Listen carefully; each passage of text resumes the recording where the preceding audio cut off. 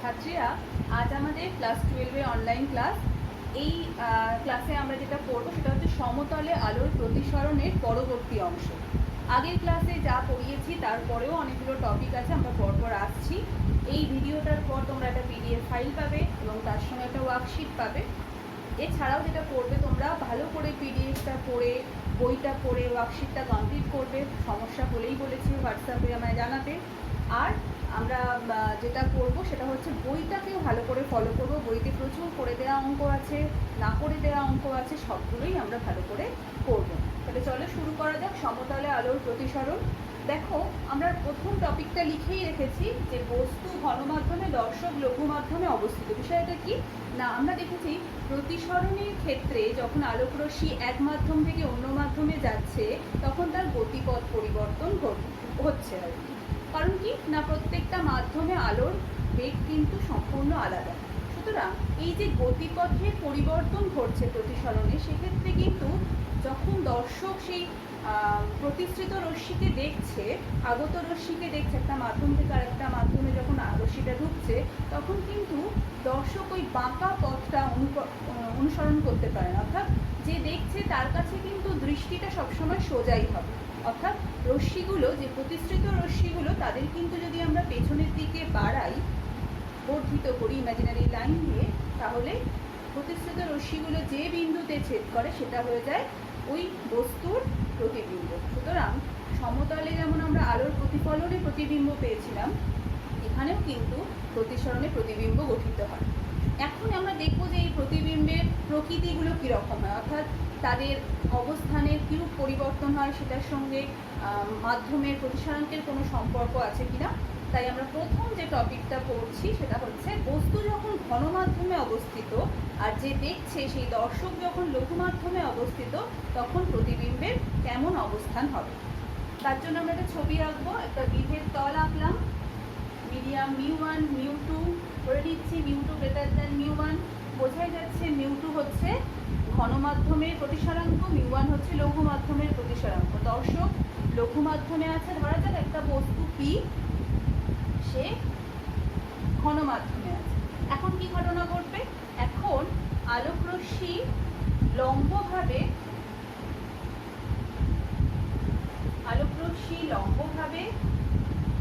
বিভেদ তলে এসে পড়ল। তাহলে লম্ব আপতনের ক্ষেত্রে আমরা দেখব লম্বভাবে সে দ্বিতীয় মাধ্যমে প্রবেশ করবে। তির্যকভাবে পড়ল, তাহলে এখানে আমরা যদি অভিলম্ব টানি, কোনটা আপতন কোণ? এইটা হচ্ছে আপতন কোণ। যেহেতু ঘন থেকে লঘুতে যাচ্ছে, তাহলে অভিলম্ব থেকে সবসময় কি ঘটনা ঘটবে? দূরে সরে যাবে। তাহলে প্রতিসরণ কোণ আর, যেহেতু আলো ঘন থেকে লঘুতে যাচ্ছে, বারবার একই কথা বলছি, সুতরাং আই কিন্তু লেস দ্যান আর হবে। শর্তগুলো আমরা আবার আগেরগুলো মনে করে যাচ্ছে আমাদের।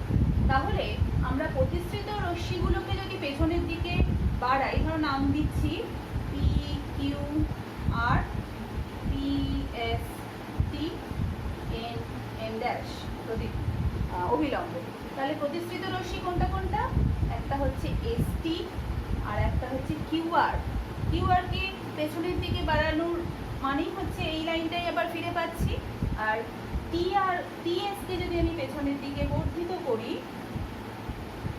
সেটা ধরা যাক এই বিন্দুতে ছেদ করলো। তাহলে দুটো প্রতিসৃত রশ্মি যে বিন্দুতে ছেদ করে সেটাই হয়ে যায় বস্তুটার প্রতিবিম্ব। এখন আমরা একটু দেখে নিই, এই যে কোণটা আমরা পেয়েছি আই কোণ, এখানেও কিন্তু আরেকটা আই কোণ আমরা পাচ্ছি। দেখো এন এন ড্যাশ আর আর পি পরস্পর সমান্তরাল, আর এস পি ড্যাশ এটা কি একটা ছেদক। তাহলে আমি কি লিখি? এই দুটো সমান্তরাল আর ছেদক হচ্ছে পি ড্যাশ এস। তাহলে এই যে কোণটা আমরা পেলাম, এখানেও আরেকটা কোণ তৈরি হচ্ছে, একে বলা হয় একান্তর কোণ। সুতরাং আমি যদি লিখি N dash S P is equal to S P Q বা এস পি কিউ যদি লিখি, সুতরাং এটা হয়ে যাচ্ছে আই কোণ। একইভাবে একইভাবে আরবি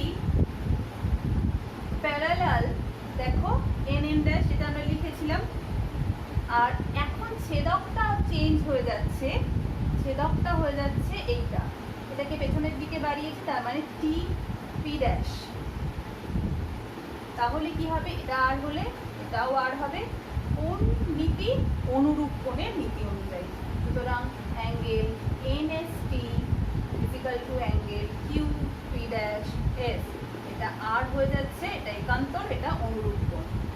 কি আমরা কি জানতে চাইছি, আমরা জানতে চাইছি এই যে প্রতিবিম্বটা, নতুন যে প্রতিবিম্বটা ঘনমাধ্যমে তৈরি হয়েছে সেটার অবস্থান দেখো পিতে এখন আর নেই, সে খানিকটা বিভেদতলের দিকে সরে গেছে, পি ড্যাশ অবস্থানে চলে গেছে। তাহলে এই অবস্থানটা যে সরে গেল, এই অবস্থান যদি আমি সরণটাকে এক্স দিয়ে নামকরণ করি, এক্স এর ভ্যালু কি হবে, এটা কোন কোন বিষয়ের উপর ডিপেন্ড করবে। তাহলে আমরা দুটো ত্রিভুজ পাচ্ছি, একটা ত্রিভুজের নাম হচ্ছে এস কিউ পি ড্যাশ, একটা ত্রিভুজের নাম হচ্ছে এস কিউ পি। এই দুটো ত্রিভুজ থেকে আমি বা আমরা প্রথমে এস বিন্দুতে স্নেলের সূত্রে সাধারণ রূপটা লিখি। স্নেলের সূত্র কি আমরা জানি যে মিউ টু মাধ্যম থেকে আলো যাচ্ছে মিউ ওয়ান মাধ্যমে, তাহলে mu two sine i equal to mu one sine r. যে মাধ্যম থেকে আলো যায় সেই মাধ্যমে আপতন কোণ তৈরি হয়, আমরা স্নেলের সূত্র আগে ক্লাসে পড়েছি। তাহলে এখন আমরা লিখব mu two by mu one sine R by sine i. I আর আর এর কনসেপ্ট আমরা ছবি থেকে পেয়ে গেছি কোন মান, তাহলে সাইন আর আমরা কোন ত্রিভুজ থেকে পাবো, এই যে এই ত্রিভুজটা থেকে পাবো, ত্রিভুজ এস কিউ পি ড্যাশ। এই ত্রিভুজ থেকে সাইন আর এর ভ্যালু আমরা সেই একদম প্রথম ক্লাস 10-এ ত্রিকোণমিতির শুরুতে আমরা পেয়েছিলাম যে একটা সমকোণী ত্রিভুজ, সেই ত্রিভুজের সাইনের ভ্যালু কি হয়, লম্ব বাই অতিভুজ। তাহলে লম্ব কোণটা এখানে কিউ এস বা এস কিউ, আর অতিভুজ কোণটা পি ড্যাশ এস। বোঝা যাচ্ছে? ঠিক একইভাবে সাইন, আচ্ছা এখানে আমি এটা লিখলাম ঠিক কথা, কিন্তু কাজ করি আমি একটু আলাদা করে লিখে নিই। সাইন আর সমান সমান আমরা কি পেলাম, Q S by P dash S. আচ্ছা এরপর আমাদের সাইন আই বার করতে হবে, তাহলে সাইন আই সমান সমান দেখো এই ত্রিভুজটা, তাহলে একইভাবে লম্ব কিউ এস বাই অতিভুজ, এখানে অতিভুজটা হচ্ছে পি এস। এখন এই দুটোর এখানে যদি মানটা বসিয়ে দিই তাহলে কি পাওয়া যায় দেখি। মিউ টু ওয়ান মানে হচ্ছে ওয়ান মিউ টু, এক মাধ্যম সাপেক্ষে দু মাধ্যমের প্রতিসরাঙ্ক, সাইন আর এর ভ্যালু হচ্ছে Q S by P dash S, divided by এটা করলে এটা উল্টে গিয়ে গুণ হচ্ছে, তাহলে কাটাকুটি হয়ে যেটা পেলাম ওয়ান মিউ টু সমান সমান P S by P dash S. এইবার ভালো করে যদি আমরা দেখি, আমরা মনে রাখবো আমরা যখন দর্শক যখন দেখছে ওই বস্তুটাকে, তখন তার দৃষ্টি কিন্তু সবসময় উলম্বভাবে রয়েছে, তির্যকভাবে নেই, সবসময় সে উলম্বভাবে ঘনমাধ্যমে অবস্থিত বস্তুটাকে দেখছে। সুতরাং এক্ষেত্রে উলম্ব দৃষ্টির জন্য কিউ এবং এস বিন্দুকে আমরা সবসময় মনে করব খুব কাছাকাছি অবস্থিত, ঠিক আছে? তাহলে পি থেকে এস এর দূরত্ব যা হবে, যেহেতু দুটো বিন্দু খুব কাছাকাছি, পি থেকে কিউ এর দূরত্ব তাই হবে। একইভাবে পি ড্যাশ থেকে এস এর দূরত্ব যা হবে, পি ড্যাশ থেকে কিউ এর দূরত্ব সেম হবে। তাহলে এখন আমরা পি এস কে লিখব, যেহেতু এস কিউ কাছাকাছি, পি কিউ, আর পি ড্যাশ এস কে লিখব পি ড্যাশ কিউ। তাহলে এখন আমরা দেখতে পাচ্ছি বিভেদ তল থেকে বস্তুর প্রকৃত যে দূরত্ব, সেটা কি পেয়ে গেলাম, প্রকৃত দূরত্ব বা প্রকৃত গভীরতা, এখানে বলবো প্রকৃত গভীরতা, তাকে আমরা ডি নাম দিচ্ছি। আর বস্তুটা প্রতিবিম্ব গঠিত হওয়ার ফলে তার যে আপাত গভীরতা, আমরা নামটা দিচ্ছি আপাত গভীরতা, যেটা পি ড্যাশ কিউ, আপাত গভীরতা, তাকে আমরা এইচ নাম দিচ্ছি। সুতরাং এক মাধ্যম সাপেক্ষে দুই মাধ্যমের প্রতিসরাঙ্ককে আমরা ডি বাই এইচ দিয়ে প্রকাশ করতে পারি। কিন্তু আমরা কি বার করতে চাইছিলাম, এই যে সরণটা কতটা শিফটিং হয়েছে, কতটা সেই বিভেদ তলের দিকে সরে গেছে, সেটা আমরা একটু বার করে নিই এই রাশিমালাটা।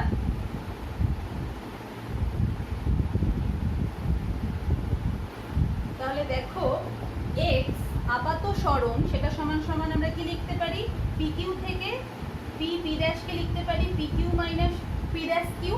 সুতরাং P Q minus P dash Q और x equal to P Q की पी क्यू के আমরা ধরেছি প্রকৃত গভীরতা আর পি ড্যাশ কিউ হচ্ছে আপাত গভীরতা।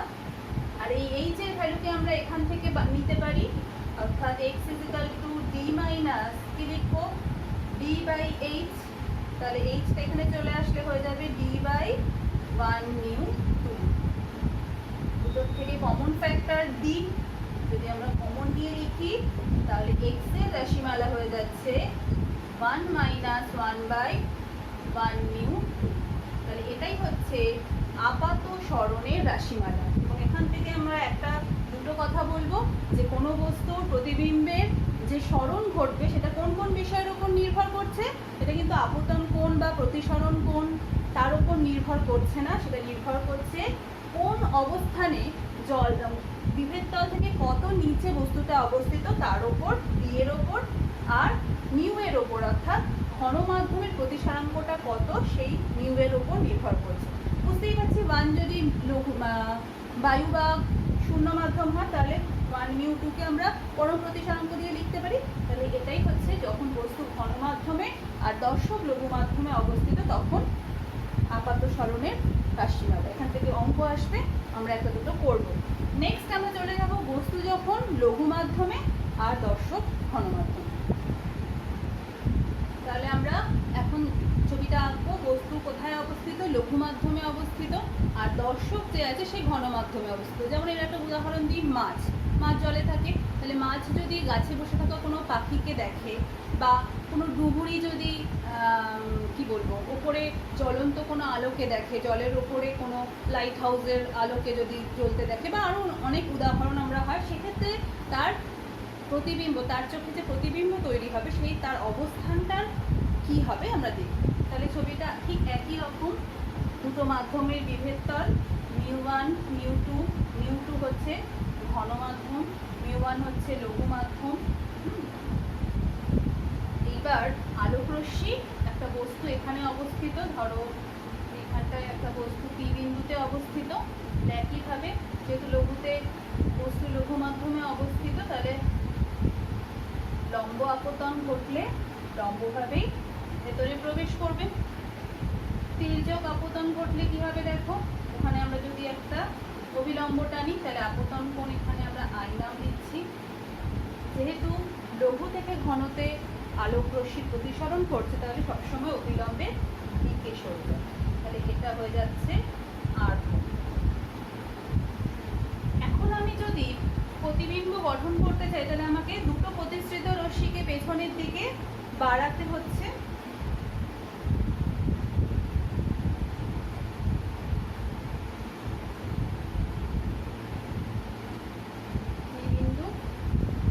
ঠিক আছে, তাহলে প্রতিসৃত রশ্মিকে যদি আমাকে বাড়াতে হয় তাহলে আমরা কি করব, এরকম ভাবে পিছনের দিকে যদি বাড়াই, একে বাড়ালে তো এরকম ভাবেই হবে। স্কেল দিয়ে আঁকলে সব থেকে বেস্ট, আমি তাও হাতে আছি, এটা রেখে গেছে।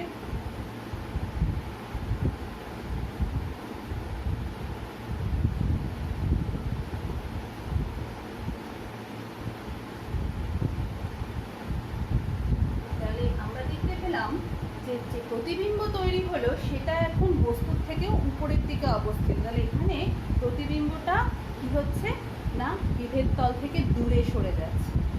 এই অবস্থায় আমরা যদি ছবিগুলো আঁকি তাহলে দেখতে পাচ্ছি দুটো প্যারালাল রে, এটা আই হলে এটাও কি হবে আর।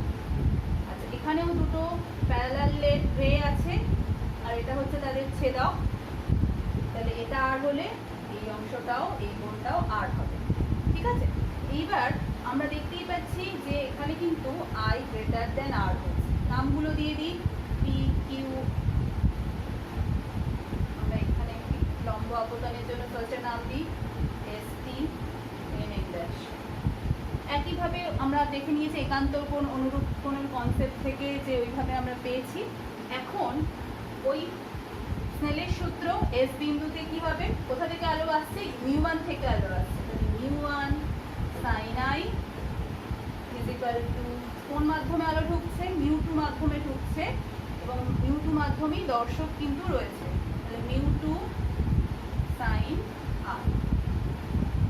এরপর আমরা লিখব যে মিউ1 বাই মিউ2 সমান সমান আমরা লিখতে পারি sine R by sine I হলো।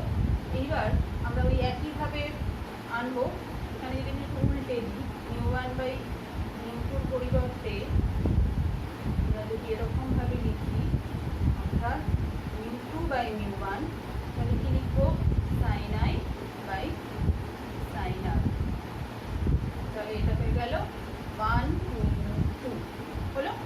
এবারে সাইন আই দেখো, এই যে ত্রিভুজটা আমরা পাচ্ছি, কোন ত্রিভুজটা, ত্রিভুজ দেখো এই যে পি কিউ এস, এই ত্রিভুজের সাইন মানেই হচ্ছে লম্ব বাই অতিভুজ। লম্বটা কি, লম্ব হচ্ছে এস কিউ, অতিভুজকে অতিভুজ হচ্ছে এখানে এস পি ডিভাইডেড বাই, যেহেতু আমি এটা সাইন আর কে কিভাবে লিখবো, এই যে সাইন আর এই ত্রিভুজটা রয়েছে, এখানে লম্ব হচ্ছে এস কিউ আর অতিভুজ হচ্ছে এস ড্যাশ হলো। এইবার মুছছি ওপরের অংশটা, এই জিনিসটা যখন মাল্টিপ্লিকেশন হবে জাস্ট উল্টে গিয়ে গুণ হবে, আর 1 মিউ2 কে আমরা লিখছি S Q by S P into S P dash by S Q. তাহলে কাটাকুটি হয়ে গিয়ে আমরা দেখতে পেলাম 1 মিউ2 সমান সমান S P dash by S P. এই অবস্থায় আমরা যদি একই কথা বলি, লম্ব ভাবে যখন আমরা দেখছি দর্শক কোথায় অবস্থিত, দর্শক ঘন মাধ্যমে অবস্থিত, তাহলে দর্শক যখন লম্বভাবে বস্তুকে দেখছে, উলম্ব আপতন যখন তার চোখে এসে পৌঁছচ্ছে, তখন কিন্তু কি ঘটনা ঘটবে, তখন এই এস আর কিউ বিন্দু একে অপরের খুব কাছাকাছি হবে। তাই আমরা 1 মিউ2 কে লিখতে পারি এস পি ড্যাশ থেকে যা দূরত্ব, কিউ পি ড্যাশ একই হবে, অর্থাৎ কিউ পি ড্যাশ আর এখানে হবে কিউ পি। তাহলে দেখতেই পাচ্ছি 1 মিউ2 সমান সমান কিউ পি ড্যাশ মানে কি, কিউ পি ড্যাশ হচ্ছে কি না, কিউ পি ড্যাশ হয়ে যাচ্ছে, এটা আমরা এইচ আপাত গভীরতা, এখানে আমরা গভীরতা বলবো না, এখানে আমরা উচ্চতা বলবো, ঠিক আছে। উচ্চতা দিয়ে, যেহেতু এটা তো জলের মধ্যে নেই, এটা তো লঘু মাধ্যমে অবস্থিত, এটা উচ্চতা দিয়ে লিখবো। আর এটা হয়ে যাবে প্রকৃত উচ্চতা, যে অবস্থানে অ্যাকচুয়ালি বস্তুটা ছিল তাকে আমরা ডি নাম দিচ্ছি। তাহলে আমরা ঠিক এই রাশিমালাটা পেলাম। এখানে আমরা আপাত সরণ কি পাবো, আপাত সরণ যেটা পাবো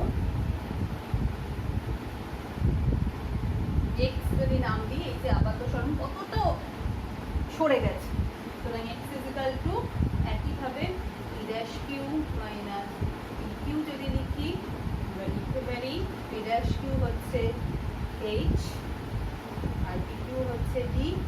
তাহলে আমি এখন এইচ এর বদলে এখানে কি ব্যবহার করতে পারি না, ডি 1 মিউ2 মাইনাস ডি, তাহলে কমন ফ্যাক্টর নিয়ে নিলে ডি যদি নিয়ে নিই তাহলে 1 মিউ2 মাইনাস 1।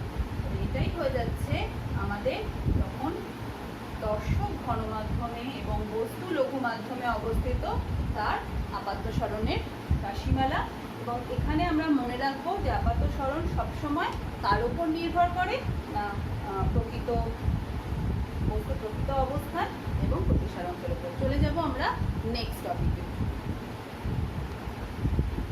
এখানে আমাদের যে টপিকটা এখন আমরা পড়বো সেটা হচ্ছে তির্যক আলোক রশ্মি দ্বারা গঠিত প্রতিবিম্ব।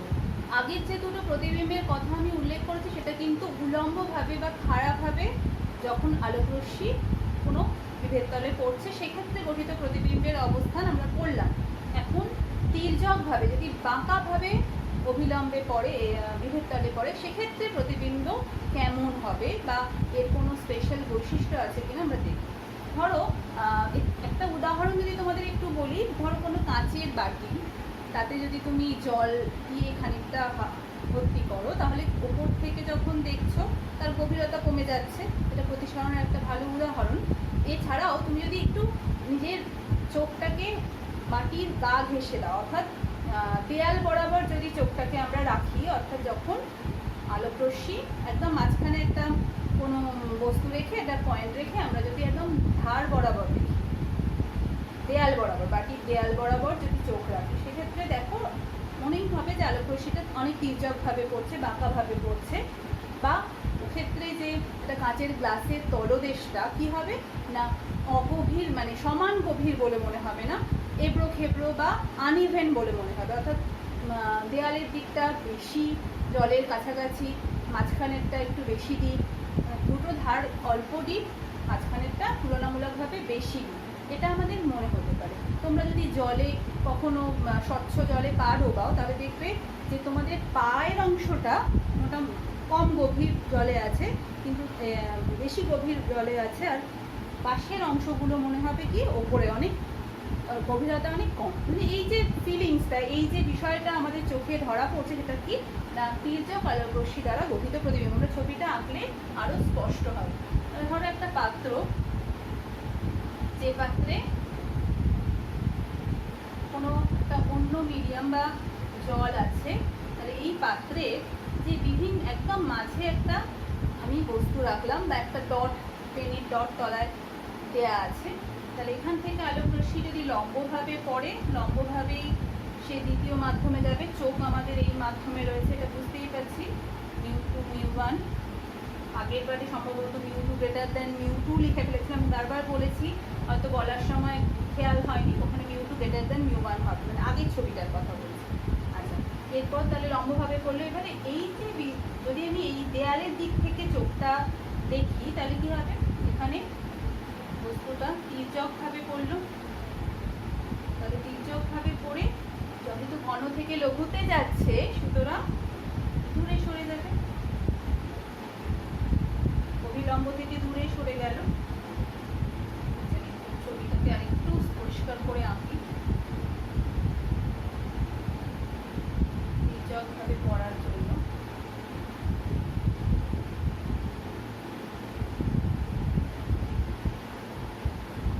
যদি আমরা একইভাবে বাড়াই, আর একটা যদি রশ্মি আঁকি, সে ওইভাবে পড়বে, দূরে সরে যাবে। এবং এরা দুটো রশ্মি একে অপরের সঙ্গে স্কেল দিয়ে আঁকলে কিন্তু সব থেকে বেস্ট মনে হবে যে এই বিন্দুটার অবস্থান এখানে চলে এসেছে। এরকমভাবে এই বিন্দুটাও যদি এখানে একটা বিন্দু নিই, সবসময় মনে রাখবো যে বক্রপথে কিন্তু আলো কখনোই কি আমাদের চোখ বক্রপথ অবলম্বন করতে পারে না। যে কারণে তাহলে এর অবস্থান এখন 1 বিন্দু, এর অবস্থান এখানে, এটা 2 বিন্দু, এর অবস্থান এখানে। এরকমভাবে এরও যদি আমরা অবস্থান দেখি, তির্যকভাবে যত পড়বে, দেয়াল ঘেঁষে যত আমি আঁকবো, তত কি হবে, প্রতিবিম্বগুলো একটু করে ওপরে উঠে যাবে। এবং তাদের যদি আমি একটা সঞ্চার পথ গঠন করি, একটা লাইন দিয়ে আমি যদি যুক্ত করে দিই, তাহলে আমরা কি পাবো, তাহলে কিন্তু আমরা একটা এরকম বক্ররেখা পাবো, যে বক্ররেখাটার নাম হচ্ছে কস্টিক বক্ররেখা। অর্থাৎ যেটা হচ্ছে যে তলদেশে যে বিন্দুগুলো আছে বা বস্তু বিন্দুগুলো রয়েছে, তাদের তির্যক রশ্মির ক্ষেত্রে, তাদের তির্যক আপতনের ক্ষেত্রে প্রতিবিম্ব কিন্তু বিভেদতলের অনেক কাছে সরে আসে। এবং এই যে অবস্থানগুলো, যত আমি ওই একই বিন্দুকে যত আমি দেয়াল ঘেঁষে দেখবো, যত তির্যকভাবে দেখবো, তাদের কিন্তু আপাত সরণ তত বৃদ্ধি পাবে। তির্যকতা যদি বৃদ্ধি পায়, আপাত সরণও বৃদ্ধি পাবে। এবং এক্ষেত্রে যে রেখাটা পাবো, সেই রেখাটা দেখো দুটো পার্টে বিভক্ত, এটাকে বলা হচ্ছে কস্টিক বক্ররেখা। এবং এই দুটো পার্ট যে বিন্দুতে মিলিত, সেই বিন্দুটাও দেখো পি বিন্দুর প্রতিবিম্ব লম্বভাবে দেখার জন্য, সেটাকে কাস্ট বলা হচ্ছে। এই বি ড্যাশ বিন্দুকে, যে বিন্দুতে দুটো অংশ কাস বলা হচ্ছে, দুটো পার্ট মিলিত হয়েছে, তাকেই বলা হচ্ছে তোমার কাস, যেটা কস্টিক বক্ররেখার মূল মাঝামাঝি একটা বিন্দু দুটো অংশকে যুক্ত করছে। ঠিক আছে, তাহলে তির্যক রশ্মি দ্বারা কিভাবে প্রতিবিম্ব গঠিত হয় আমরা পেলাম। আচ্ছা, এরপর যে অংশটা আমরা করব সেটা কয়েকটা উদাহরণ। কি উদাহরণ? প্রতিসরণের উদাহরণ। প্রতিসরণের উদাহরণ কি? আমরা ক্লাস 7-এ পড়েছি যে আলোকরশ্মি যখন ঘন থেকে লঘুতে যায় সবসময় অভিলম্ব থেকে দূরে সরে যায়। তাহলে একটা পেনকে তির্যকভাবে রাখলে সেটা বেঁকে গেছে বলে মনে হয়। একটা কয়েনকে যদি আমরা তলায় রাখি, ওপর থেকে যদি দেখি, তাহলে কিন্তু কয়েনটা অনেক ওপরের দিকে উঠে এসেছে বলে মনে হয়। ওই একইভাবে আমরা বলবো। ব্যাখ্যাটা কি? যখন আলোকরশ্মি কয়েন থেকে লম্বভাবে পড়ে আমাদের চোখের মিডিয়াম যেখানে রয়েছে আর কি, চোখের মাধ্যমে আসছে, অর্থাৎ চোখ যে মাধ্যমে রয়েছে, লঘু মাধ্যমে রয়েছে, সেখানে যদি আসে তাহলে কি হবে? সবসময় অভিলম্ব থেকে বেশি দূরে সরে যাবে।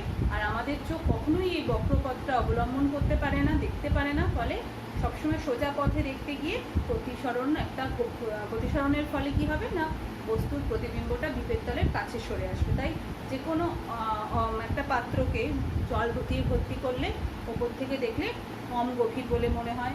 অ্যাকোরিয়ামের মাছগুলোকে যখন আমরা ওপর থেকে দেখি তখন নয় খুব কাছে রয়েছে জলের, অথচ যখন পাশ থেকে দেখবো তখন কিন্তু অত কাছে বলে মনে হয় না।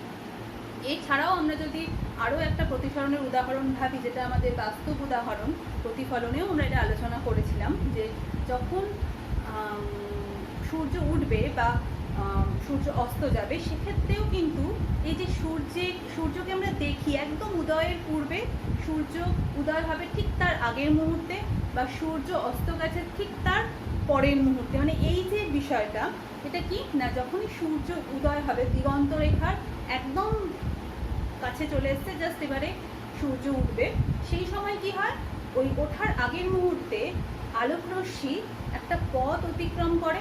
সেই পথটা কি পথ না, অনেক ওপরতল থেকে এসে আমাদের চোখে বায়ুমণ্ডলে এসে পৌঁছায়, আমরা যেখানে ভূপৃষ্ঠের কাছাকাছি এসে পৌঁছায়। তাহলে দেখো, এই যে আমরা জানি যে যত ওপরের দিকে ওঠা যায় বায়ু তত পাতলা হয়, অর্থাৎ তত লঘু হয়ে যায়। তাহলে নিচের মিডিয়ামগুলো যদি অনেকগুলো স্তরে বিভক্ত করি, নিচের মিডিয়ামগুলো কি হচ্ছে, নিচের মিডিয়ামগুলো হচ্ছে ঘন, তার উপরের মিডিয়াম ঠিক তার উপরের মিডিয়ামটাই লঘু, আবার ঘন লঘু করে মিডিয়ামটা ভাগ হচ্ছে। তাহলে যত উপরের দিকে যাব তত লঘু মিডিয়াম আমরা পাচ্ছি। তাহলে এই অবস্থায় আলোকরশ্মি যখন লঘু থেকে ঘনতে আপতিত হবে, ওপর থেকে নিচের দিকে যেহেতু নামছে, তাহলে কি হবে, প্রত্যেক ক্ষেত্রে তার প্রতিসরণ ঘটবে এবং প্রতিসরণে অভিলম্বের দিকে কিন্তু প্রতিসৃত রশ্মিটা সরে আসবে। আবার পরের মাধ্যমে যখন ঘটবে তখন আরও প্রতিসরণের ফলে আরও কিন্তু অভিলম্বের দিকে সরে আসবে।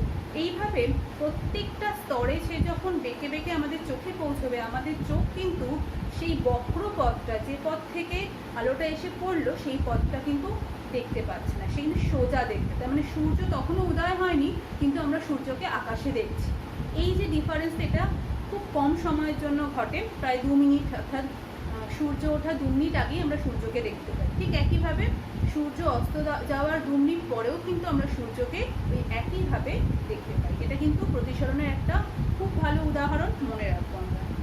আর একটা উদাহরণ, যখন কোনো একই প্রতিসরাঙ্কযুক্ত কাছাকাছি আর কি, কোনো যেমন গ্লিসারিন আর কাঁচ, দুজনের প্রতিসরাঙ্ক প্রায় কাছাকাছি, এরকম একটা কাঁচের টুকরোকে যদি গ্লিসারিনের মধ্যে ডোবাই, তাহলে কিন্তু আমরা কাঁচের টুকরোটাকে আলাদাভাবে গ্লিসারিন কোনটা আর কাঁচের টুকরোটা ঠিক কোথায় আছে বুঝতে পারি না। মানে কি হয় না, সেক্ষেত্রে যেহেতু মিডিয়াম দুটোর প্রতিসরাঙ্ক সেম, তাহলে আলোকরশ্মির প্রতিসরণ প্রায় হয়ই না, লম্বভাবেই সে যেন আরেক মাধ্যম থেকে আরেক মাধ্যমে প্রবেশ করে। ফলে আমরা কিন্তু আলাদাভাবে, খুব মাইনিউটলি যদি না দেখি, আমরা আলাদাভাবে কিন্তু কাঁচের উপস্থিতি গ্লিসারিনের মধ্যে ধরতে পারি না প্রতিসরণের জন্য। ঠিক আছে, তাহলে এই উদাহরণগুলো ছাড়াও আরও অনেক উদাহরণ আছে, তোমরা খুব ভালো করে এগুলো রেড করবে। এরপর যে টপিকটা আমরা পড়বো সেটা হচ্ছে আভ্যন্তরীণ পূর্ণ প্রতিফলন, যেটা আমাদের নতুন টপিক। এখন আমরা পড়বো অভ্যন্তরীণ পূর্ণ প্রতিফলন, টোটাল ইন্টারনাল রিফ্লেকশন এবং ক্রিটিক্যাল অ্যাঙ্গেল। প্রথমেই আমাদের এই টপিকটা পড়ার আগে যেটা জানতে হবে, ক্রিটিক্যাল অ্যাঙ্গেল কাকে বলে, সংকট কোণ কাকে বলে। আমরা দেখেছি ঘন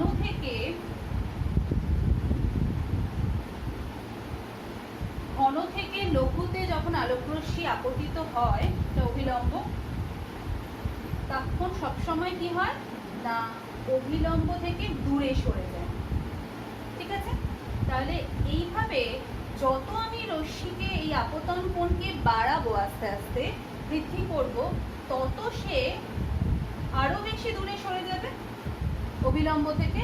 অর্থাৎ আমরা দেখতে পাচ্ছি এই আপতন কোণ আই এর জন্য আই কিন্তু অলওয়েজ লেস দ্যান আর হবে। তাহলে এইভাবে একটা কোণ আসবে, একটা নির্দিষ্ট কোণ আমরা পাবো যেখানে ম্যাক্সিমাম প্রতিসরণ কোণটা আমি পেয়ে যাব এবং তল ঘেঁষে প্রতিসরণ হবে, অর্থাৎ প্রতিসৃত রশ্মিটা দুই মাধ্যমের বিভেদ তল ঘেঁষে হবে। তখন প্রতিসরণ কোণটা ম্যাক্সিমাম কত হবে? আর ম্যাক্সিমাম হয়ে যাচ্ছে 90 ডিগ্রি আর ম্যাক্স। তারপরে আর কে বাড়াতে গেলে কি হচ্ছে সেটাই আমরা আসবো। তাহলে 90 ডিগ্রি ম্যাক্সিমাম কোণ আমরা পাচ্ছি লঘু মাধ্যমে। আর ঘন মাধ্যমে যে কোণটার জন্য, তাহলে আমি একদম একটাই ছবি আঁকি,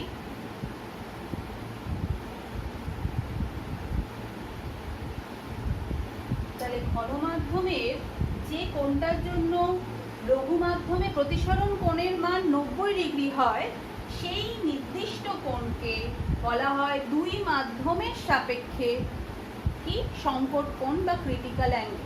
এবং বুঝতেই পারছি যে এই কোণটা ধরো জল আর বায়ুমণ্ডল সাপেক্ষে এই কোণটার মান theta C approximately equal to 49 degree হয়। অর্থাৎ যখন জল থেকে বায়ুতে আলোকরশ্মির প্রতিসরণ হবে এবং তখন যদি জল মাধ্যমে এই মিডিয়ামে 49 ডিগ্রি কোণে আলোকরশ্মি আপতিত হয়, তখন কিন্তু দুই মাধ্যমের বিভেদতল ঘেঁষে প্রতিসৃত রশ্মিটা যাবে।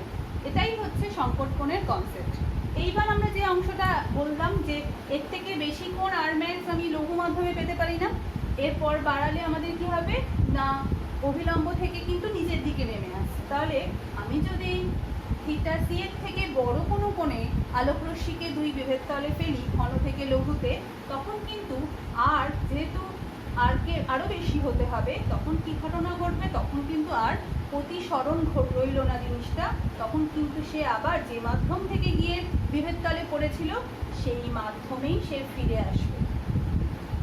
এবং এই নির্দিষ্ট অর্থাৎ তখন আই কোণের মানকে অলওয়েজ কিন্তু গ্রেটার দ্যান থিটা সি হতে হচ্ছে, এবং তখন কিন্তু আর প্রতিসরণ রইল না, তখন ঘটনাটা হয়ে গেল প্রতিফলন। এবং এখানে আমরা মনে রাখবো এটা হচ্ছে আভ্যন্তরীণ পূর্ণ প্রতিফলন। কারণ কি না এখানে কোনো রশ্মি কিন্তু দ্বিতীয় মাধ্যমে যাচ্ছেই না, সবটাই কিন্তু প্রথম মাধ্যমে পূর্ণ প্রতিফলন হচ্ছে। পূর্ণ প্রতিফলন আরও কেন, আমরা সেটা সাধারণ প্রতিফলনের সঙ্গে একটা দুটো পার্থক্য যদি আলোচনা করি তাহলে আরও পরিষ্কার হবে। তাহলে আমরা মনে রাখবো যখন ঘন মাধ্যম থেকে লঘু মাধ্যমে বিভেদতলে আলোকরশ্মি দুই মাধ্যমে সংকট কোণের থেকে বেশি কোণে আপতিত হবে, তখন আলোকরশ্মি কিন্তু দ্বিতীয় মাধ্যমে প্রবেশ না করে আবার প্রথম মাধ্যমেই ফিরে আসে। সুতরাং এই ঘটনাটাকে বলা হয় অভ্যন্তরীণ পূর্ণ প্রতিফলন। এই প্রতিফলনের শর্ত কি? এর শর্ত কিন্তু আমরা মনে রাখবো, এক, ঘন থেকে লঘুতে আলোকরশ্মির প্রতিসরণ ঘটতে হবে। যদি প্রশ্ন করি আচ্ছা বলো তো লঘু থেকে ঘনতে হলে কেন হবে না, কি হওয়া উচিত? আমাদের উত্তর, যদি লঘু থেকে ঘনতে হয় তাহলে আমি সবসময় জানি যে আই কোণের থেকে আর কোণটা স্মল, তাহলে আমি আইকে যত বৃদ্ধি করব আর কিন্তু তত ছোট হবে। আবার আইকে আমি এত কম কোণ করে ফেলতে পারবো না যে আর কোণের মান 90 ডিগ্রি হতে পারে। আর কোণের মান 90 ডিগ্রি হলে আর কেউ আমাকে 90 ডিগ্রির থেকে আইকে 90 ডিগ্রির থেকে বেশি কোণে ফেলতে হবে। তাহলে আমি আইকে যদি ম্যাক্সিমাম তল ঘেঁষে ফেলি তখনও কিন্তু আর এর মান 90 ডিগ্রি হবে না। ফলে কখনোই আমরা লঘু থেকে ঘনতে আপতনের জন্য আমরা আভ্যন্তরীণ পূর্ণ প্রতিফলন পাচ্ছি না, এটা আমরা মনে রাখবো। আর 2 নম্বর শর্ত কি? আপতন কোণের মান always greater than theta C, অর্থাৎ দুই মাধ্যমের সংকট কোণের থেকে বেশি কোণে আলোকরশ্মিকে আপতিত হতে হবে। ঠিক আছে, আচ্ছা এখানে আমরা পার্থক্য বলছিলাম যে সাধারণ যে প্রতিফলন ঘটে তার সঙ্গে আভ্যন্তরীণ পূর্ণ প্রতিফলনের কোনো পার্থক্য আছে কি? তাহলে সাধারণ প্রতিফলনের সঙ্গে পার্থক্য, একটা দুটো বলি, তাহলে তোমরা নিজেরাই মনে আছে। 1 নম্বর হচ্ছে সাধারণ প্রতিফলনে যে কোনো মিডিয়াম হলেই সেটা সম্ভব। লঘুতেও সাধারণ প্রতিফলন ঘটে, আবার ঘনতেও যদি আমি একটা আয়না রেখে দিই সেখানেও প্রতিফলন ঘটবে, কিন্তু অভ্যন্তরীণ পূর্ণ প্রতিফলন ঘটতে গেলে অলওয়েজ ঘন থেকে লঘুতে আলোকরশ্মিকে আপতিত হতে হবে। এটা একটা পার্থক্য। 2 নম্বর পার্থক্য কি? 2 নম্বর পার্থক্য হচ্ছে এখানে যে কোনো কোণে যদি আলোকরশ্মি পড়ে সাধারণ প্রতিফলনের ক্ষেত্রে আমরা প্রতিফলন ঘটতে দেখব, কিন্তু অভ্যন্তরীণ পূর্ণ প্রতিফলনের ক্ষেত্রে কোণকে, আপতন কোণকে অলওয়েজ থিটা সি বা ক্রিটিক্যাল অ্যাঙ্গেলের থেকে বড় কোণে আপতিত হতে হবে, না হলে কিন্তু ঘটবে না। আর নেক্সট হচ্ছে সাধারণ প্রতিফলনে যে প্রতিবিম্ব তৈরি হয় সেটার ঔজ্জ্বল্যতা আর অভ্যন্তরীণ পূর্ণ প্রতিফলনে যে প্রতিবিম্ব তৈরি হয় তার ঔজ্জ্বল্যতা কি হবে? এক হবে না। কারণ কি? অনেক বেশি হবে কোথায় না অভ্যন্তরীণ পূর্ণ প্রতিফলনে। একটা লোহার বলকে যদি আমি ধূসকালি মাখাই, সেটা ধূসকালি মাখিয়ে যদি আমি জলের মধ্যে রাখি, সেটা অনেক বেশি উজ্জ্বল বলে মনে হচ্ছে। কারণ কি? ওখানে ওই একইভাবে একটা হীরের আংটি, তার যে ঔজ্জ্বল্যতা সেটা কিন্তু অনেক বেশি। এই সবগুলোর কারণ হচ্ছে অভ্যন্তরীণ পূর্ণ প্রতিফলন। এখানে সবটাই, সমস্ত শক্তিটা, আলোকরশ্মির সমস্ত শক্তিটাই কিন্তু প্রতিফলিত হয়ে পূর্ণটা সে কিন্তু দ্বিতীয় মাধ্যমে প্রবেশ করছে, ফলে ঔজ্জ্বল্যতা অনেক বেশি বেড়ে যাবে। কিন্তু সাধারণের ক্ষেত্রে কি হয়? যখনই সে প্রতিফলক তলে আপতিত হবে তখন কি ঘটনা ঘটবে? তখন কিছুটা অংশ প্রতিফলক তল দ্বারা শোষিত হবে এবং বাকিটা খানিকটা প্রতিসৃত হবে দ্বিতীয় মাধ্যমে, আর বাকিটা প্রথম মাধ্যমে ফিরে যাবে। তাহলে যদি ধরো ভাগ করি, 10% শোষিত হলো, ধরো আরও 10% প্রতিসৃত হলো, তাহলে বাকি 80% আরও কমই হয়, বেশি শোষিত হয়। বাকি মোটামুটি 80%-এর মতন কি হয় না ওটা প্রতিফলিত হয়। কিন্তু এখানে প্রায় 99% আমরা কি দেখতে পাই? কিছুটা শোষিত হয়, পুরো আগের মাধ্যমে ফিরে আসে অভ্যন্তরীণ পূর্ণ প্রতিফলন। এটা তাহলে 3 নম্বর পার্থক্য। আর লাস্ট পার্থক্য হিসাবে যেটা বলতে পারি, সাধারণ প্রতিফলনে প্রতিফলক তল কিন্তু প্রয়োজন, আর এখানে কিন্তু আমাদের বিভেদ তলই প্রতিফলক তল রূপে কাজ করছে। ঠিক আছে? তাহলে এগুলো আমরা মনে রাখবো। এর উদাহরণগুলো, ব্যবহারিক দৃষ্টান্তগুলো আমরা পড়বো অভ্যন্তরীণ পূর্ণ প্রতিফলন। এবারে এখানে যেটা পড়বো এটা হচ্ছে এই যে সংকট কোণ, তার সঙ্গে যে ভীষণ অঙ্ক আসে এখান থেকে, সংকট কোণের সঙ্গে যে ঘন মাধ্যমের প্রতিসারাঙ্ক তার কোনো সম্পর্ক আছে কি? তাহলে এখানে আমরা একটা ছবি দেখতে পাচ্ছি, যে ছবিটা আমি একটু অভ্যন্তরীণ পূর্ণ প্রতিফলনের অংশটা মুছে দিচ্ছি।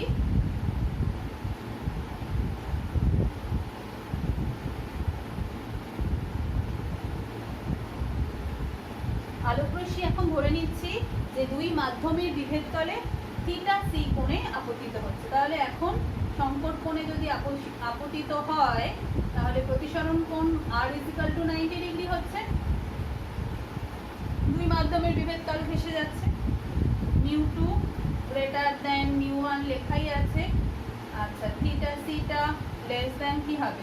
r হচ্ছে। ঠিক আছে? এইবার আমি যদি এই বিন্দুটাতে, ও বিন্দুতে আমি যদি এখন প্রতিসরণের স্নেলের সূত্রটা লিখি, তাহলে কি লিখবো? এখানে আপতন কোণ কোনটা? Theta C. আর এই মাধ্যম থেকে ওই মাধ্যমে যাবে, তাহলে μ2 sin থিটা সি = লিখতে পারি μ1 sin r। তাই তো? এটা হচ্ছে স্নেলের সূত্র। এখন আমি লিখবো μ2 / μ1 = কি লেখা যায় না sin r / sin theta C. এবারে sin r এর ভ্যালু কত? sin 90 degree. আর এটাকে আমরা কি লিখতে পারি? এক সাপেক্ষে দ্বিতীয় মাধ্যমের প্রতিসারাঙ্ক। তাহলে sin 90 degree / sin theta C. sin 90 ডিগ্রির ভ্যালু 1। তাহলে এখান থেকে আমরা লিখতে পারি 1 μ2 = 1/sin থিটা সি। তাহলে আমরা থিটা সির সঙ্গে ওর সম্পর্কটা লিখতে চাইছি, তাহলে আমরা লিখতেই পারি sin থিটা সি, অর্থাৎ ক্রিটিক্যাল অ্যাঙ্গেলের সাইন কোণানুপাত সেটা সবসময় প্রথম মাধ্যম সাপেক্ষে দ্বিতীয় মাধ্যমের রেসিপ্রোকালের সঙ্গে সমান হবে। ঠিক আছে? যদি প্রথম মাধ্যমটা বায়ু মাধ্যম হয় তাহলে সাইন থিটা সিকে আমরা কি লিখতে পারি? Sine theta C = 1/μ। ঠিক আছে? এই সম্পর্কটা আমরা বিভিন্ন অঙ্কে আমাদের কাজে চলে যাচ্ছি আমরা নেক্সট টপিক। এখন আমরা যেটা পড়ছি সেটা হচ্ছে এটা পরীক্ষায় ভীষণ আসে, তুমি যত কোয়েশ্চেন ব্যাংক ঘাটবে তত এই প্রশ্নটা খুব কমন প্রশ্ন আর কি।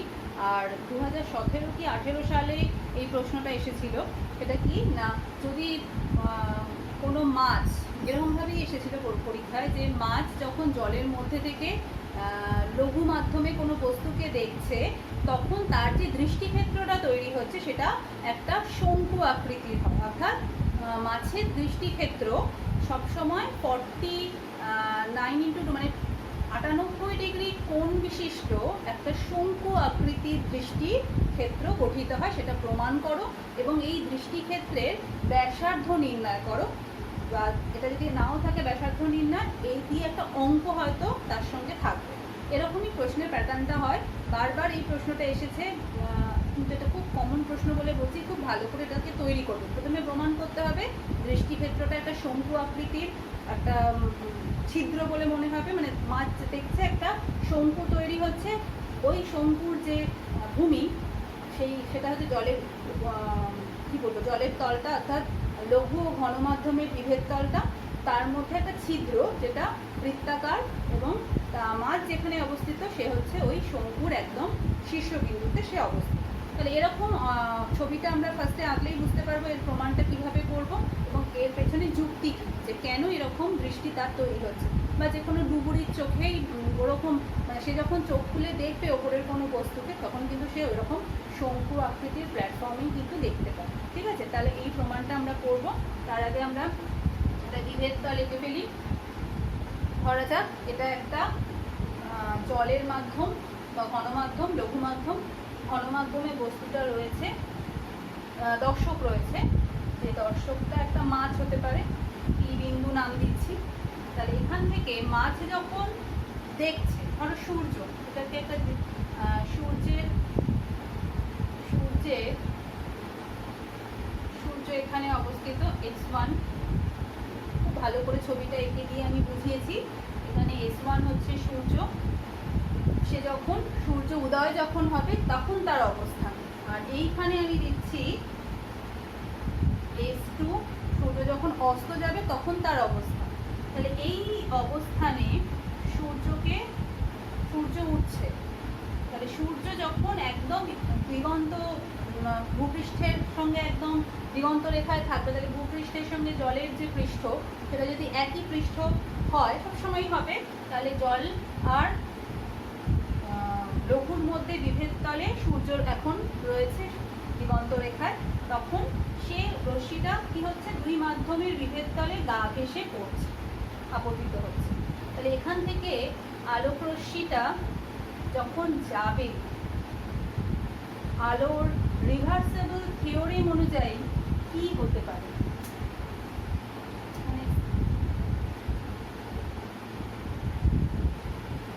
কি হওয়া উচিত।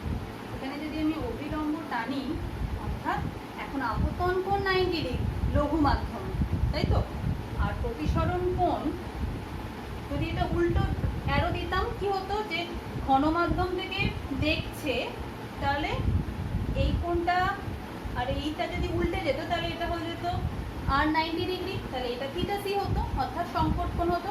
এখনই আমরা এই বিষয়টাকেই উল্টো করে দিচ্ছি, অর্থাৎ যদি তল ঘেঁষে পড়ে তাহলে তাকে কি দুই মাধ্যমের সংকট কোণে গিয়ে মাছের চোখে পৌঁছতে হবে।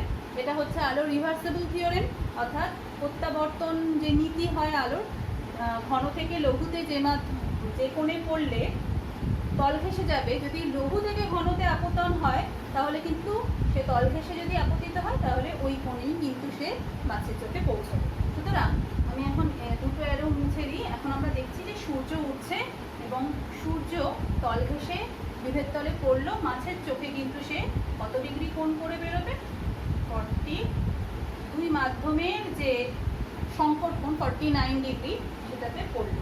একইভাবে সূর্য কিন্তু মাছ কি দেখবে, চোখ, সে কি এই বাঁকা পথটা নিতে পারবে না, কোনো দৃষ্টিক্ষেত্রে এরকম বাঁকা পথ নিতে পারে না, তাহলে তাকে কিন্তু সে সূর্যকে এই রকম জায়গায় দেখবে।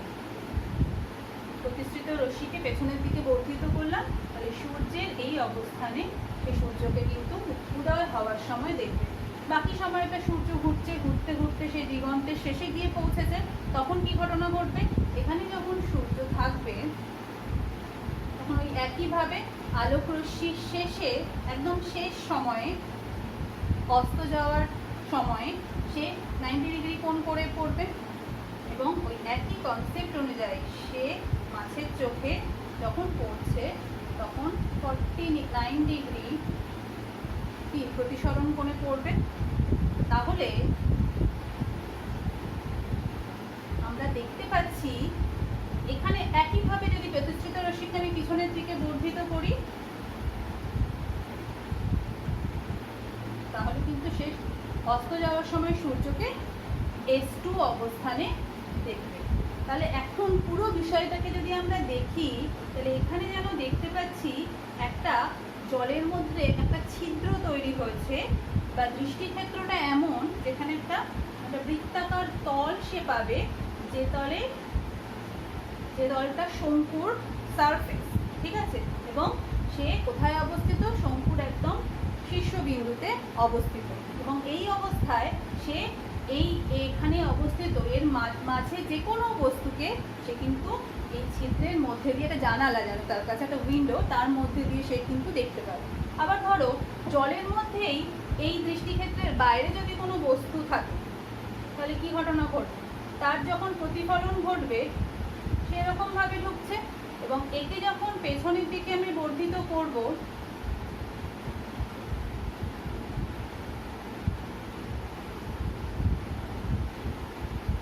একে যখন আমরা পেছনের দিকে বাড়িয়ে দেব যাচ্ছে, তখন কিন্তু এ কোথায় অবস্থিত হবে?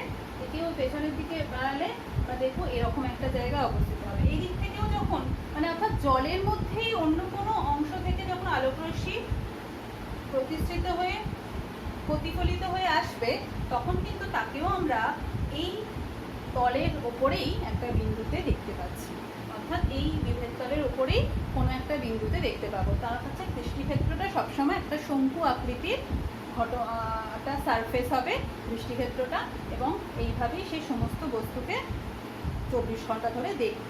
আচ্ছা, একটা ওই যতক্ষণ সূর্য থাকছে সেই দেখতে পাচ্ছি। একটা বিষয় এখানে বলছি যে এই যে আমি যেটা মুখে বললাম এবং ছবি দিয়ে এঁকে দেখালাম, পরীক্ষায় আসলে কিন্তু এই অংশটা করতে হবে, পুরোটাই ছবি এঁকে পয়েন্ট পয়েন্ট করে আমি লিখে দিয়েছি জিনিসটা, তোমরা ভালো করে পড়বে। ওর থেকে ছোট করতে গেলে কিন্তু জিনিসটার আসলে অনেক কিছুই থাকবে না পয়েন্টসগুলো, ফলে ওই রকমভাবেই মনে রাখার চেষ্টা করবো। আচ্ছা, এখন আমরা এই দৃষ্টিক্ষেত্রের ব্যাসার্ধটা নির্ণয় করবো। তাহলে এখন আমরা পি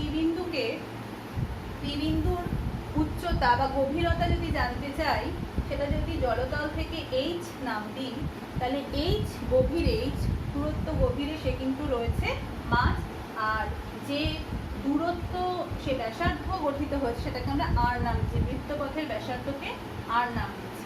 আচ্ছা, এটা যদি 49 ডিগ্রি হয়, এটা লম্ব, এটাও অভিলম্ব, তাহলে এটাও 49 ডিগ্রি হবে, আর এখানেও তাই, এটাও 49 ডিগ্রি হলে এটাও 49 ডিগ্রি, তাহলে টোটাল কোণটা কত হলো শঙ্কুর? সেটা হচ্ছে 49 × 2 98 ডিগ্রি।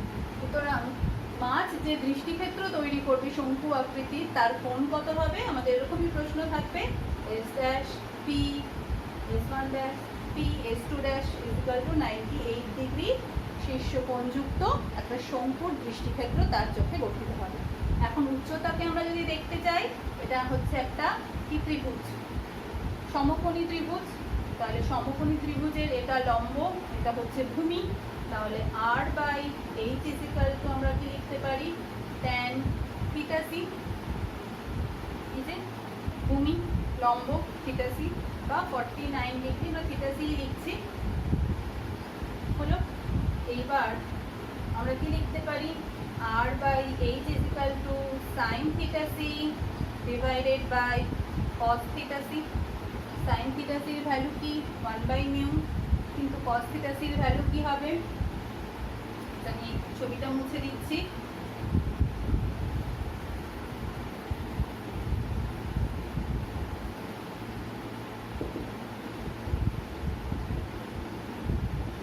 একটু আগে আগে আমরা প্রমাণ করেছি। তাহলে cos থিটা c এর ভ্যালু হয়ে যাবে 1 minus sine square theta c, 1 minus 1 by mu square minus 1, মিউ স্কোয়ারটা রুটের বাইরে বেরোলে মিউ হয়ে যাচ্ছে। তাহলে মানগুলো বসিয়ে দিই, সাইন থিটা c এর ভ্যালু হচ্ছে 1 বাই মিউ, আর 1 বাই cos থিটা c এর ভ্যালু হয়ে যাবে জাস্ট উল্টে গিয়ে mu by root over mu square minus 1। তাহলে মিউ কেটে গেল, তাহলে আর দৃষ্টিক্ষেত্রের ব্যাসার্ধ হয়ে গেল h by root over mu square minus 1। তাহলে দেখতে পাচ্ছি যে দৃষ্টিক্ষেত্রে মাছ বা কোনো ঘনমাধ্যমে অবস্থিত দর্শক তার বাইরের জগৎকে দেখবে, লঘু মাধ্যমে অবস্থিত বস্তুগুলোকে দেখবে, সেই দৃষ্টিক্ষেত্রের ব্যাসার্ধ তার গভীরতার উপর নির্ভর করবে, কতটা বিভেদ তল থেকে সে কতটা নিচে আছে, আর যে মাধ্যমে সে রয়েছে সেই মাধ্যমের প্রতিসারাঙ্ক কী হবে তার উপর কিন্তু তার এই দৃষ্টিক্ষেত্রের ব্যাসার্ধ নির্ভর করবে। এখান থেকে আমরা ছোটো দুটো একটা অঙ্ক করব, অঙ্ক করতেও দিয়েছি, বইতে প্রচুর করে দেওয়া আছে।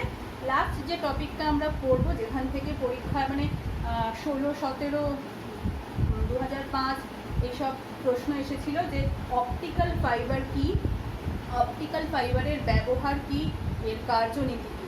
ঠিক আছে, তাহলে অপটিক্যাল ফাইবার হচ্ছে এমন একটা তন্তু, সূক্ষ্ম একটা সরু নল, যে নলটা এরকম আমরা যদি আঁকি, এটার ব্যাস 10⁻⁻6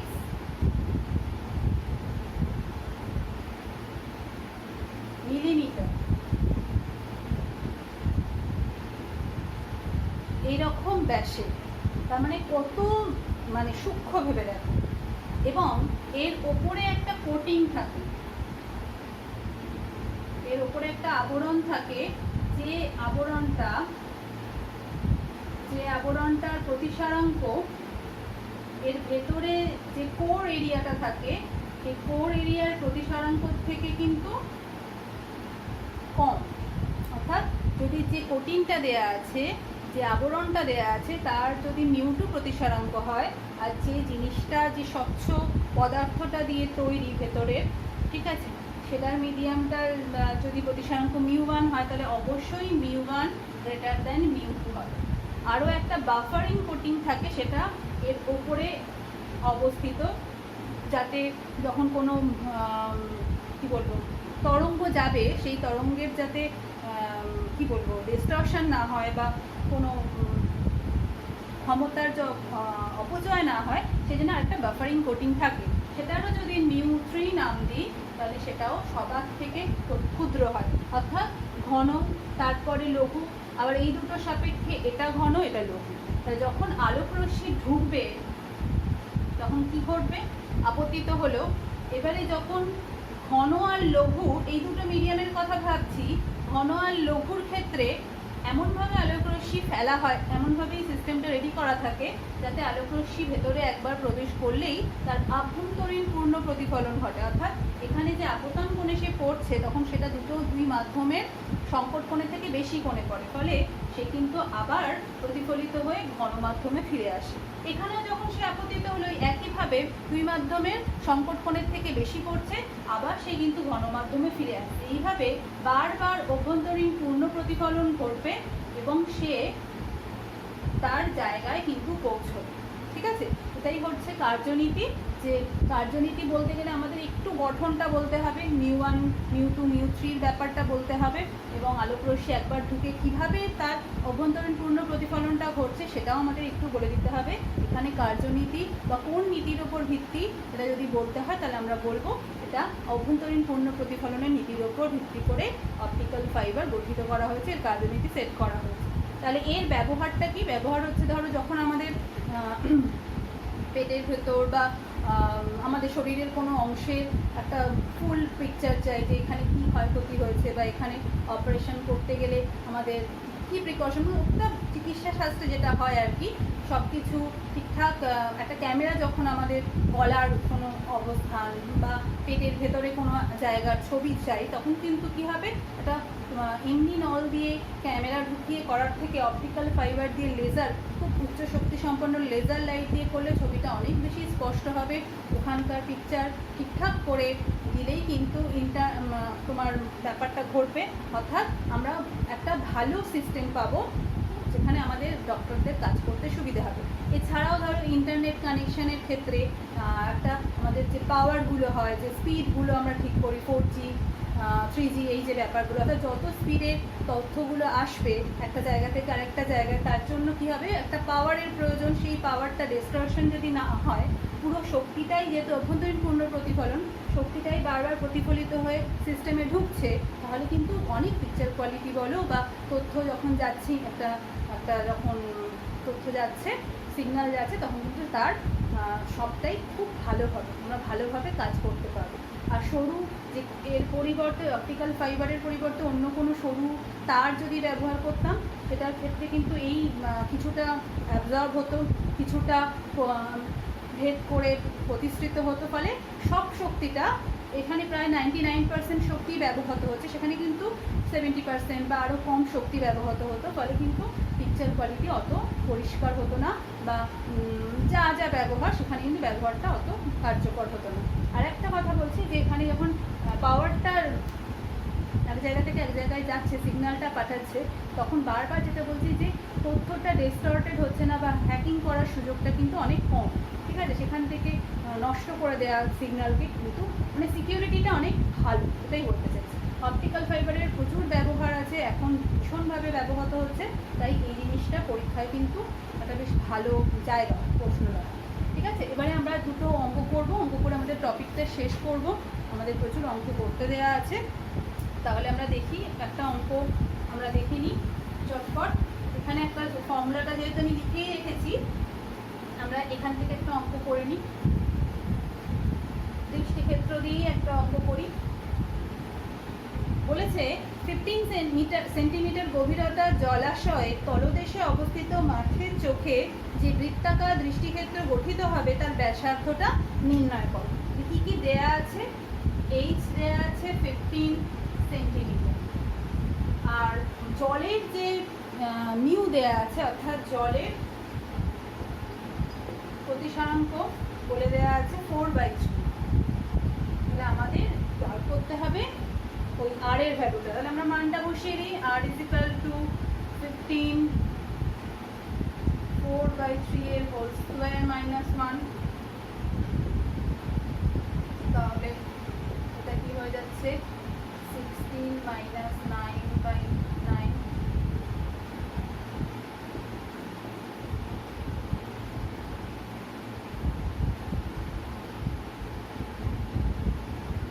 রুটের বাইরে বেরোলে 3 হয়, তাহলে 15 গুণে হয়ে যাচ্ছে 45/√7। ক্যালকুলেটরে করে এটাকে দেখা গেছে উত্তরটা হয়ে যাচ্ছে 17.008, অ্যাপ্রক্সিমেটলি ইকুয়াল টু 17 সেন্টিমিটার। দেখো আবার আমরা দেখতে পাচ্ছি জলাশয়ে রয়েছে, যে প্রশ্নটা ছিল কি, গভীরতা জলাশয়ের তলদেশে অবস্থিত মাছের চোখ। তাহলে মাছ বা দর্শক সে কিন্তু ঘন মাধ্যমে, বস্তু লঘু মাধ্যমে। তাহলে যখন বস্তু প্রতিবিম্বটা তৈরি হচ্ছে, সেই প্রতিবিম্বটা 17 সেন্টিমিটার মানে 15-এর থেকে বেশি, আমরা যেটা পড়েছিলাম একদম প্রথমের দিকে, এখানে আবার প্রমাণিত হলো অঙ্কটা করার সময়। তাহলে ওই দৃষ্টিক্ষেত্রের ব্যাসার্ধ হয়ে যাবে 17 সেন্টিমিটার, ঠিক আছে? এরপর আরেকটা অঙ্ক আমরা করব। আচ্ছা, এখানে বলেছে জল আর কাচের প্রতিসরাঙ্ক বলে দেওয়া আছে, তারপর আমরা লিখে ফেলি।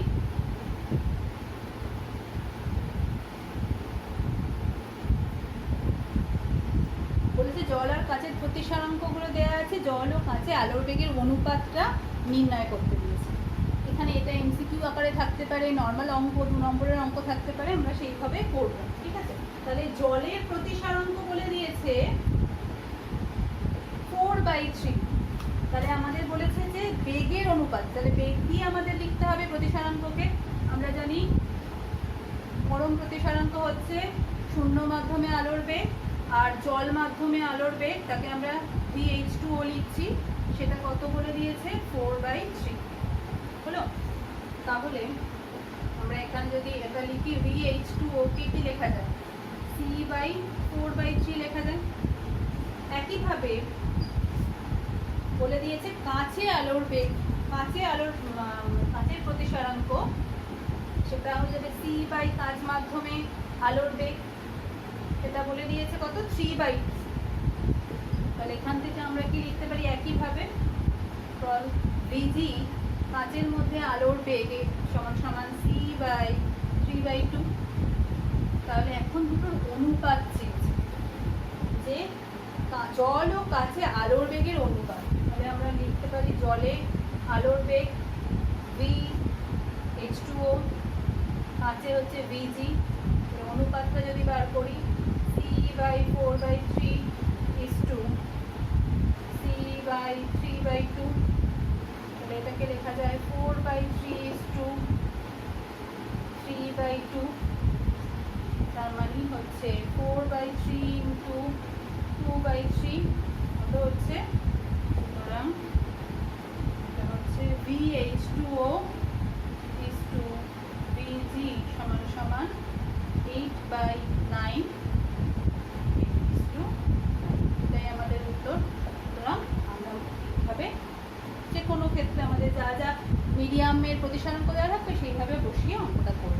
এছাড়াও আমি আরও অনেক অঙ্ক ভেবেছিলাম করে দেব, 2-3টে অঙ্ক তোমাদের সহজ অঙ্ক দিয়েছি। তোমরা যদি নিজেরা চেষ্টা করে প্রথমে দেখতে করতে পারছো কিনা, না পারলে আমি অবশ্যই তোমাদের সলভ করে পাঠাবো। এই পর্যন্তই পড়লাম। আর এখানে আমাদের প্রতিসরণ, সমতলে আলোর প্রতিসরণ শেষ। পরবর্তী ক্লাসে বক্রতলে আমরা পড়বো পরের ক্লাসে। তাই খুব ভালো করে যে দুটো চ্যাপ্টার এখনো পর্যন্ত পড়ানো হয়েছে ভালো করে পড়বে, ফেলে রাখবে না। যেটা আমি বারবার ভিডিওতে তোমাদের হোয়াটসঅ্যাপে লিখছি, ফেলে রাখবে না, জিনিসটা পড়ে রেডি রাখবে। ঠিক আছে, আজকের মতন এখানে শেষ।